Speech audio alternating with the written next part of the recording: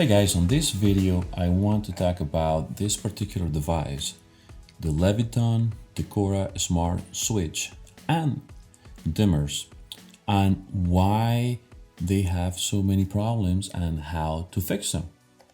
So stay tuned for this troubleshooting tutorial.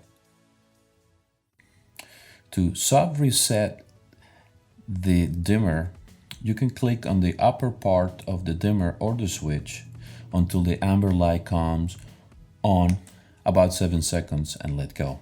If you did the soft reset procedure successfully, you will see the light blinking green fast.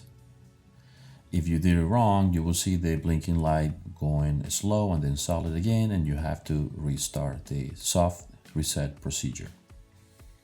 To do the soft reset, do not go to the HomeKit or Leviton app. Just go to Settings,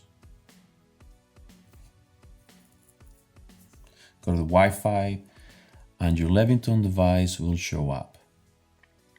Select the device and follow the connection procedure while your phone connects to the switch and to the network again. If done successfully, the Settings apps will let you know that the device was added successfully. You can now go to the HomeKit app and you will see that your device is updating and coming back to life. If the procedure failed, you can just hold the app button again until the amber light comes on and you can restart the procedure again and it should work again with no problems. Sometimes you have to try 2 or 3 times depending on your Wi-Fi connection. And again, if you have Wi-Fi problems, you can check out my video on why you need a mesh router system. Once your device is paired and visible on the HomeKit app, go ahead and open the Leviton app or download it if you haven't. Download the latest update to the app because it has the latest firmware to the dimmers and switches. You can update individually or all at once as you see in the video.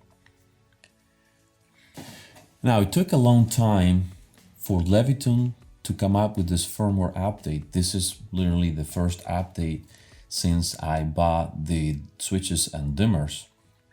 And they did a great job. It took them a long time. They have to deal with the bad rep and bad reviews in all the sites. But I'm hoping to help them fix that with this video. Let me remind you, if you do not have a great mesh system, it doesn't matter how great the devices are, your devices will not have a strong signal to connect to.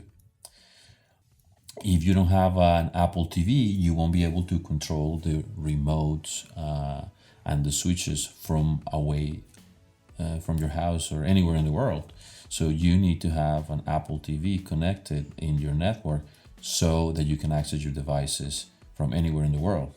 Having the Apple TV will also allow you to set up automations and scenes.